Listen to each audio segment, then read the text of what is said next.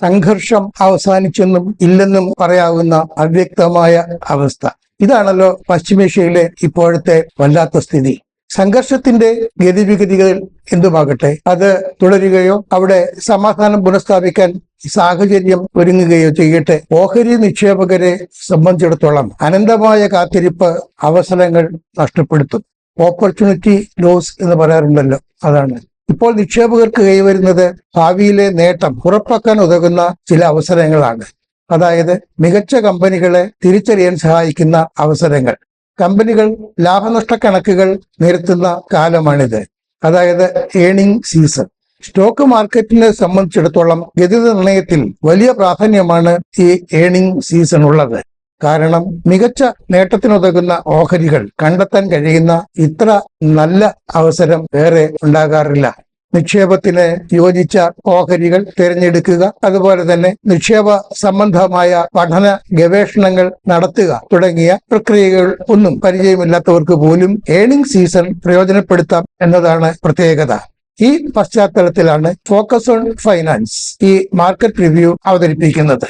ഫലപ്രഖ്യാപനം നടത്തുന്ന കമ്പനികൾ ഏതൊക്കെയെന്നും മികവ് തെളിയിച്ചേക്കാവുന്ന വ്യവസായ മേഖലകൾ ഏതൊക്കെയെന്നും ഈ എപ്പിസോഡിൽ പ്രതിപാദിക്കുന്നു.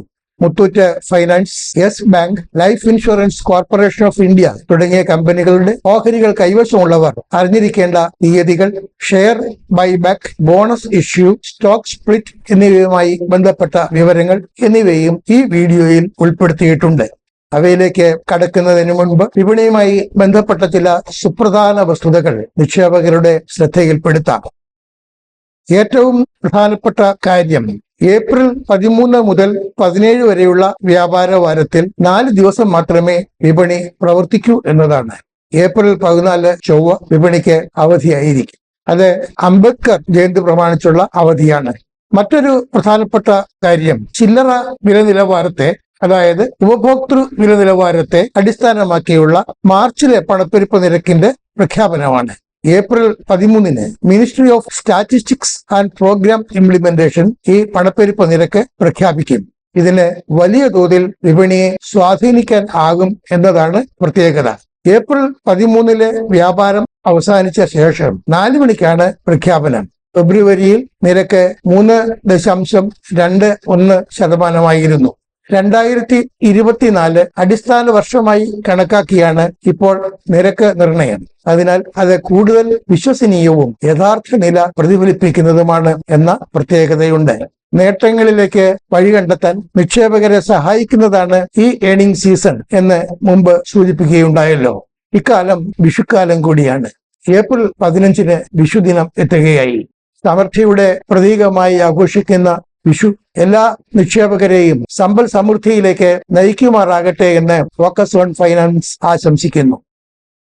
ഇറാനെ ഒറ്റ രാത്രി കൊണ്ട് ഇല്ലാതാക്കും എന്ന അന്ത്യശാസനത്തിൽ നിന്ന് US പ്രസിഡന്റ് ഡൊണാൾഡ് ട്രംപ് പിന്മാറിയതിന്റെ ആഹ്ലാദത്തിൽ 4% കുതിച്ചുയർന്ന ശേഷം ഓഹരി വിപണി വീണ്ടും അനിശ്ചിതത്വത്തിൽ ആകുന്നതാണ് കടന്നുപോയ ആഴ്ച കണ്ടത്. പശ്ചാത്തലം ഇതായിരിക്കെയാണ് ഏണിംഗ് സീസൺ കടന്നുവരുന്നത്. വിപണിയുടെ ഇപ്പോഴത്തെ പ്രത്യേക കാലാവസ്ഥയിൽ ഏണിംഗ് സീസണ് കൂടുതൽ പ്രസക്തിയുണ്ടെന്നും ഓർക്കണം. ഏണിംഗ് സീസണിലെ ആദ്യ ഫലം കഴിഞ്ഞ ദിവസം പുറത്തു വന്നു കഴിഞ്ഞു. രാജ്യത്തെ ഏറ്റവും വലിയ IT കമ്പനിയായ TCS, ടാറ്റ കൺസൾട്ടൻസി സർവീസസ് ആണ് ഫലപ്രഖ്യാപനത്തിന് തുടക്കമിട്ടിരിക്കുന്നത്. പല കമ്പനികളുടെയും പ്രവർത്തന ഫല സൂചനകൾ വ്യക്തമാക്കുന്ന ബിസിനസ് അപ്ഡേറ്റുകൾ പുറത്തു വന്നിട്ടുമുണ്ട്. കോർപ്പറേറ്റ് മേഖലയിൽ നിന്നുള്ള മുഴുവൻ ഫലങ്ങളും പുറത്തുവരാൻ ഏതാനും ആഴ്ചകൾ എടുക്കും. ഈ മാസം ലാഭനഷ്ട കണക്കുകൾ പ്രഖ്യാപിക്കുന്ന ചില പ്രമുഖ കമ്പനികൾ ഇവയാണ്. ബാങ്കിംഗ് വ്യവസായത്തിൽ നിന്ന് ഈ മാസം ഫലപ്രഖ്യാപനം നടത്തുന്ന കമ്പനികളിൽ HDFC bank, ICICI bank, Yes bank എന്നിവ ഉൾപ്പെടുന്നു. ഇൻഷുറൻസ് മേഖലയിൽ നിന്ന് HDFC life insurance company, ICICI prudential life insurance company എന്നിവയാണ് ഈ മാസം പ്രവർത്തന ഫലം പ്രഖ്യാപിക്കുന്നത്. IT മേഖലയിൽ നിന്ന് വളരെയധികം കമ്പനികൾ ഈ മാസം പ്രവർത്തന ഫലം പ്രഖ്യാപിക്കുന്നുണ്ട്. Infosys Technologies, HCL Technologies, Tech Mahindra, Mphasis, Persistent Systems, Wipro തുടങ്ങിയവയാണ് ഈ മാസം ഫലപ്രഖ്യാപനം നടത്തുന്ന IT കമ്പനികൾ. ഇന്ത്യ സിമന്റ്സ്, അൾട്രാടെക് സിമന്റ് എന്നിവയാണ് സിമന്റ് നിർമ്മാണ മേഖലയിൽ നിന്ന് ഈ മാസം പ്രവർത്തന ഫലവുമായി വരുന്ന കമ്പനികൾ. മറ്റ് ചില വ്യവസായ മേഖലകളിൽ നിന്നുള്ള പ്രമുഖ കമ്പനികളും ഈ മാസം പ്രവർത്തന ഫലം പ്രഖ്യാപിക്കുന്നുണ്ട്. അവയിൽ Hindustan Unilever, Nestle, Adani Green, PNB Housing, Tata Capital, HDFC Asset Management Company, HDB Financial Services, Crisil, എഫിൻ ടെക്നോളജീസ് എന്നിവ ഉൾപ്പെടുന്നു. ഇനി മികച്ച പ്രവർത്തന ഫല പ്രഖ്യാപനം പ്രതീക്ഷിക്കാവുന്ന വ്യവസായ മേഖലകൾ ഏതൊക്കെ എന്ന് നോക്കാം. ഈ മേഖലകളിലെ മികച്ച കമ്പനികളുടെ ഓഹരികൾ വാങ്ങുന്നത് ഭാവി വരുമാനത്തിന് സഹായകമാകാം. ബാങ്കിംഗ് വ്യവസായമാണ് ഇക്കഴിഞ്ഞ മാർച്ച് 31 അവസാനിച്ച ക്വാർട്ടറിൽ ശ്രദ്ധേയമായ പ്രവർത്തനം സാധ്യമായ മേഖലകളിൽ ഒന്ന്. പൊതുമേഖലയിലെയും സ്വകാര്യ മേഖലയിലെയും വിവിധ ബാങ്കുകൾ സ്റ്റോക്ക് എക്സ്ചേഞ്ചുകളിൽ ഫയൽ ചെയ്തിട്ടുള്ള ബിസിനസ് അപ്ഡേറ്റുകൾ ഈ വസ്തുത വ്യക്തമാക്കുന്നുണ്ട്. പ്രവർത്തന മികവിന് പ്രധാനമായും തുണയായത് 14% തുടർന്ന ക്രെഡിറ്റ് ഗ്രോത്ത് ആണ്. അതായത് വായ്പകളുടെ വളർച്ച. നെറ്റ് ഇൻട്രസ്റ്റ് മാർജിൻ NIM, അതായത് അറ്റ പലിശ വരുമാനം, അത് സ്റ്റെബിലൈസ് ചെയ്തതും ബാങ്കുകൾക്ക് നേട്ടമായിട്ടുണ്ട്. സ്വകാര്യ ബാങ്കുകളിൽ 1ാം സ്ഥാനമുള്ള HDFC ബാങ്കിന് ലെൻഡിങ്, ഡെപ്പോസിറ്റ് സെഗ്മെന്റുകളിൽ നല്ല നേട്ടമുണ്ടായതായാണ് report. CSB Bank, South Indian Bank, Yes Bank, IDBI Bank, Bank of Baroda, Punjab National Bank, Bank of Maharashtra തുടങ്ങിയവയിൽ നിന്ന് ലഭ്യമായിട്ടുള്ള കണക്കുകളും പൊതുവെ ശ്രദ്ധേയമാണ്. ഈ ബാങ്കുകളും ബിസിനസ് അപ്ഡേറ്റ് സ്റ്റോക്ക് എക്സ്ചേഞ്ചുകളിൽ സമർപ്പിച്ചവയാണ്.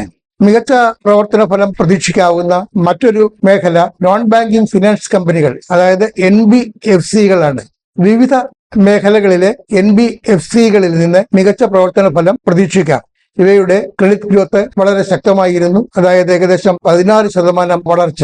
ഹൗസിംഗ് ലോൺ, വെഹിക്കിൾ ലോൺ എന്നിവയിലെ വളർച്ചയും Q4 വളരെ ശ്രദ്ധേയമായിരുന്നു. സ്വർണ്ണ പണയ മേഖലയിൽ പ്രവർത്തിക്കുന്ന കമ്പനികളുടെ വളർച്ച ഏതാണ്ട് 50% വരെ ഉയർന്നതായാണ് കണക്കാക്കുന്നത്. ഇനി മെറ്റൽസ് മേഖലയിൽ നിന്നുള്ള കണക്കുകളിലും പ്രതീക്ഷയുണ്ട്. കാരണം പശ്ചിമേഷ്യൻ സംഘർഷത്തെ തുടർന്ന് ആഗോള വിപണികളിൽ ലോഹങ്ങൾക്ക് ഭീമമായ വിലവർധനയാണല്ലോ ഉണ്ടായത്. മെറ്റൽസ് വ്യവസായത്തിലെ കമ്പനികൾക്ക് ഇത് തീർച്ചയായും വലിയ നേട്ടം നൽകിയിരിക്കാനാണ് സാധ്യത. ഗ്രീൻ എനർജി, റിന്യൂവബിൾസ് തുടങ്ങി ഊർജോൽപാദനവുമായി ബന്ധമുള്ള കമ്പനികളുടെ Q4 ഫലവും ആകർഷകമായിരിക്കാം.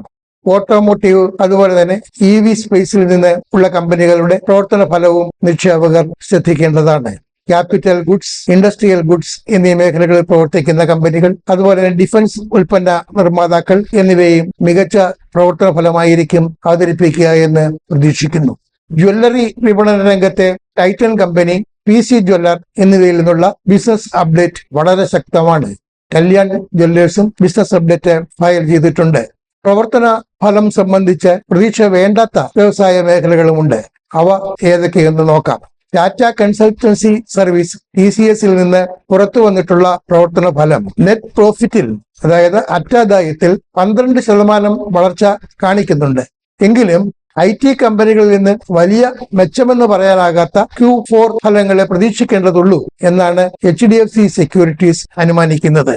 അനുമാനം ഇതാണെങ്കിലും ഈ ബ്രോക്കറേജ്, അതായത് HDFC സെക്യൂരിറ്റീസ് 7 കമ്പനികളുടെ ഓഹരികൾ സംബന്ധിച്ച് ബൈ വ്യൂ ആണ് റെക്കമെൻഡ് ചെയ്തിരിക്കുന്നത്. Infosys Technologies, HCL Technologies, LTI Mindtree, Birlasoft, Sonata Software, Happiest Minds, Mastek എന്നിവയുടെ ഓഹരികളാണ് HDFC സെക്യൂരിറ്റീസ് ബൈ വ്യൂ ശുപാർശ ചെയ്തിട്ടുള്ളവ. ടെലികോം, ഓയിൽ മാർക്കറ്റിംഗ്, പെയിന്റ് എന്നീ മേഖലകളിലെ കമ്പനികൾ, അതുപോലെ തന്നെ എക്സ്പോർട്ട് ഓറിയന്റഡ് മേഖലകളിൽ പ്രവർത്തിക്കുന്ന ടെക്സ്റ്റൈൽസ്, ഗാർമെന്റ്സ് കമ്പനികൾ, കെമിക്കൽ കമ്പനികൾ എന്നിവയുടെ മാർച്ച് ക്വാർട്ടർ പ്രവർത്തന ഫലം നിരാശപ്പെടുത്താനാണ് സാധ്യത. ഏണിംഗ്സ് സീസൺ നിക്ഷേപാർഹമായ ഓഹരികളുടെ തെരഞ്ഞെടുപ്പിന് സഹായകമാകുമെങ്കിലും നിക്ഷേപകർ ശ്രദ്ധിക്കേണ്ട ചില കാര്യങ്ങളുണ്ട്. ഡോളർ റുപ്പി വിനിമയ നിരക്ക്, അതുപോലെ തന്നെ ക്രൂഡ് ഓയിൽ വില എന്നിവയിലെ ചലനങ്ങൾ നിക്ഷേപകർ സശ്രദ്ധം നിരീക്ഷിക്കുന്നത് നന്നായിരിക്കും. ഇനി വില സൂചികകളുടെ സാധ്യതകൾ പരിശോധിക്കാം. സെൻസെക്സ് അവസാനിച്ചത് 77,550.25 നിലവാരത്തിലാണ്. നിഫ്റ്റിയുടെ ക്ലോസിംഗ് നിലവാരം 24,050.60 ആയിരുന്നു. നിഫ്റ്റി ബാങ്ക് ക്ലോസിംഗ് 55,912.75 നിലവാരത്തിൽ. കഴിഞ്ഞ ആഴ്ചയിൽ സെൻസെക്സിലുണ്ടായ വർധന 4,231 പോയിന്റാണ്. വളരെ ഗണ്യമായ നേട്ടമാണിത്. നിഫ്റ്റിയിൽ 1338 പോയിന്റും നിഫ്റ്റി ബാങ്ക് സൂചികയിൽ 4364 പോയിന്റും നേട്ടമുണ്ടായി. ഈ നേട്ടങ്ങളും വളരെ ഗണ്യമായവ തന്നെ. നിഫ്റ്റിയുടെ സപ്പോർട്ട് നിലവാരം, അതായത് പിന്തുണയുടെ നിലവാരം ഇതോടെ 23,450 ഉയർന്നിരിക്കുന്നു. അതുപോലെ നിഫ്റ്റിക്ക് റെസിസ്റ്റൻസ്, പ്രതിബന്ധം നേരിടാൻ സാധ്യതയുള്ള മേഖല എന്ന് പറയുന്നത് 24,300, 24,450 നിലവാരത്തിൽ ആയിരിക്കുമെന്നാണ് കണക്കാക്കുന്നത്. നിക്ഷേപകർ അറിഞ്ഞിരിക്കേണ്ട ചില തീയതികളും ബോണസ് ഇഷ്യൂ, ഷെയർ ബൈബാക്ക് എന്നിവയുമായി ബന്ധപ്പെട്ട സുപ്രധാന വിവരങ്ങളും കമ്പനികളുടെ പ്രവർത്തന ഫല പ്രഖ്യാപന തീയതികളും നോക്കാം. മുത്തൂറ്റ് ഫൈനാൻസ് ഇന്ററിം ഡിവിഡന്റ് നൽകുന്നതിന് ഏപ്രിൽ 17 റെക്കോർഡ് ഡേറ്റായി നിശ്ചയിച്ചിരിക്കുന്നു. Life Insurance Corporation of India LIC അതിന്റെ ചരിത്രത്തിൽ ആദ്യമായി ബോണസ് ഓഹരി നൽകാൻ പോകുകയാണ്. ഏപ്രിൽ 13 ചേരുന്ന ബോർഡ് ഓഫ് ഡയറക്ടേഴ്സ് യോഗം ബോണസ് ഓഹരി സംബന്ധിച്ച് തീരുമാനമെടുക്കും. LICയുടെ 1.52% ഓഹരികൾ ചില്ലറ നിക്ഷേപകരുടെ കൈവശമാണ്. ബോണസ് ഓഹരി പ്രഖ്യാപിക്കാൻ തീരുമാനിച്ചാൽ അതിന്റെ പ്രയോജനം 21 ലക്ഷം നിക്ഷേപകർക്കായിരിക്കും ലഭിക്കുക. ഷെയർ ബൈബാക്കിന് വിപ്രോ ആലോചിക്കുന്നതായി റിപ്പോർട്ടുണ്ട്. ഇത് സംബന്ധിച്ച് ഏപ്രിൽ 16 ചേരുന്ന ബോർഡ് ഓഫ് ഡയറക്ടേഴ്സ് യോഗം തീരുമാനമെടുക്കും. വിപ്രോയുടെ ഓഹരി വിലയിൽ ഈ വർഷം 20% ഇടിവാണ് ഉണ്ടായിരിക്കുന്നത്. ഈ ഇടിവ് ഷെയർ ബൈബാക്ക് സംബന്ധിച്ച് തീരുമാനമെടുക്കാൻ വിപ്രോയെ നിർബന്ധിക്കുന്നതായാണ് സൂചന. ഷെയർ ബൈബാക്ക് പദ്ധതിയിൽ പങ്കെടുക്കുന്നതിന് അർഹതയുള്ള നിക്ഷേപകരെ നിർണയിക്കാൻ അരബിന്ദോ ഫാർമ റെക്കോർഡ് ഡേറ്റ് പ്രഖ്യാപിച്ചിട്ടുണ്ട്. April 17 record date. Pashupati Cotspin ഓഹരി വിഭജനം നടത്താൻ പോവുകയാണ്. 10 രൂപ മുഖവിലയുള്ള ഓരോ ഓഹരിയും 10 ഓഹരികളായാണ് വിഭജിക്കുന്നത്. ഇത് സംബന്ധിച്ച് ഏപ്രിൽ 17 റെക്കോർഡ് ഡേറ്റായി നിശ്ചയിച്ചിട്ടുള്ളത്. ഇനി കമ്പനികളുടെ പ്രവർത്തന ഫല പ്രഖ്യാപന തീയതികൾ നോക്കാം. April 13 ICICI prudential asset Management company, Swaraj engines, Indian bank, just dial എന്നിവ പ്രവർത്തന ഫലം പ്രഖ്യാപിക്കുന്നു. April 14 ICICI prudential life insurance കമ്പനിയുടെ ഫലപ്രഖ്യാപനം നടക്കും. April 15 electron engineering company, HDB Financial services എന്നിവ ഫലം പ്രസിദ്ധീകരിക്കും. ഏപ്രിൽ 16 ചേരുന്ന ബോർഡ് യോഗം HDFC Asset Management company, HDFC life insurance company, CRISIL, Wipro എന്നിവയുടെ പ്രവർത്തന ഫലം പരിഗണിക്കുന്നുണ്ട്. ഏപ്രിൽ 17 മാസ്തക്കിൽ നിന്നുള്ള ഫലപ്രഖ്യാപനം.